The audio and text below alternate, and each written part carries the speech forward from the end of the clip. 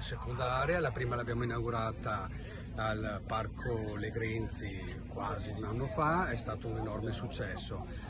Abbiamo scelto questa zona perché è una zona fortemente urbanizzata, distante dal Parco Legrenzi, dove, ripeto, c'è già un'area sgambamento cani.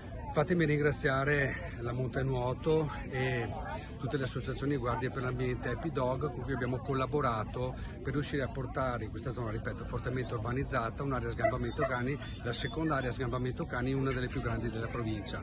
Aggiungo che non escludiamo, anzi abbiamo in progetto di effettuarne un'altra, realizzarne un'altra nell'area est della città, proprio per dare modo alla cittadinanza, che magari non ha tutti questi spazi verdi, nonostante Montebelluna sia piena di spazi verdi, per poter stare tranquillamente assieme ai propri amici a quattro zampe, ma anche per poter stare assieme. Per questo abbiamo dotato, nel caso di specie, anche l'area di panchine, dove le persone possono anche creare un senso di comunità ancora più spiccato.